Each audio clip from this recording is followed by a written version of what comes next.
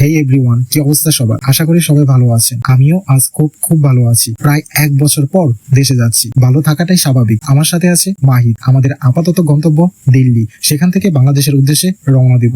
ঘড়িতে বাজে প্রায় সকাল 10টা। আমরা চণ্ডীগড় বাস স্ট্যান্ডে চলে আসি। এখান থেকে যাব দিল্লি। পাঞ্জাবের চণ্ডীগড় থেকে দিল্লির দূরত্ব প্রায় 270 কিলোমিটার।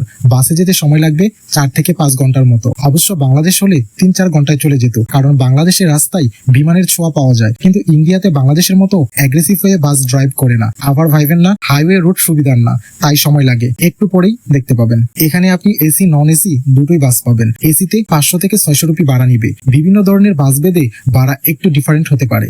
নর্মালি 450 রুপিতে আপনি এসি বাস পেয়ে যাবেন, আর নন এসি 300 থেকে 350 রুপি লাগবে। তবে যেহেতু একটু লং জার্নি, সেহেতু এসি বাসে যাওয়াই ভালো। প্রায় 11:30টার দিকে আমাদের বাস রওনা দিল দিল্লির উদ্দেশ্যে। বাসের ভেতরটাও জাস্ট দেখার মতো।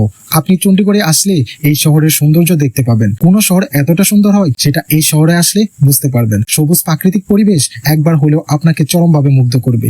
এ যেন শহর নয়, গোটা একটা বন। চণ্ডীগড়, যার নামের অর্থ দেবী চণ্ডীর দুর্গ। বিবিসির রিপোর্ট বলছে স্থাপত্য, সাংস্কৃতিক উন্নয়ন এবং আধুনিকতার ভিত্তিতে বিশ্বের অন্যতম নিখুঁত শহর চণ্ডীগড়। বিবিসির প্রতিবেদনে স্বাধীন ভারতের প্রথম পরিকল্পিত শহর চণ্ডীগড়ের জন্মলগ্ন থেকে শুরু করে বেড়ে ওঠার সম্পূর্ণ বৃত্তান্ত বর্ণিত হয়েছে। প্রতিবেদকের দাবি, সময়ের সঙ্গে পাঞ্জা কষে শেষ পর্যন্ত কালজয়ী হয়েছে এই শহর। তার সঙ্গে তুলনা টানা হয়েছে দিল্লির ফতেপুর সিক্রি ও ইতালির পালমানোভা নগরীর। 1947 সালে স্বাধীনতার সময় ভাগ হয় পাঞ্জাব।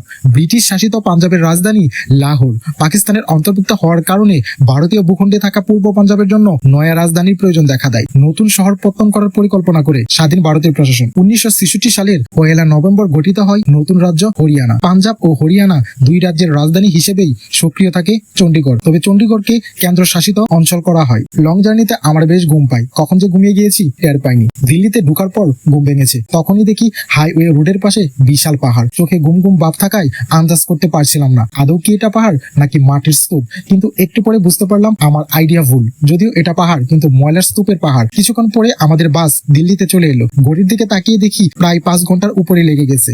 সচরাচর এত সময় লাগে না। বাসে ঘুমিয়ে থাকার জন্য কোথায় এতক্ষণ দাঁড়িয়েছে সেটা দেখতে পাইনি। বাস থেকে নামার পর অনুভব করলাম মনে হয় গরম পানিতে ডুব দিয়ে আছি। এতটাই উত্তাপ আবহাওয়া। আপাতত পেটের ভেতর কিছু না পড়লে শরীর চলবে না। নেক্সট ভিডিওতে আমাদের বাংলাদেশ জার্নি নিয়ে পুরো ভিডিও নিয়ে আসবো। ভালো থাকবেন সবাই। আল্লাহ হাফিজ।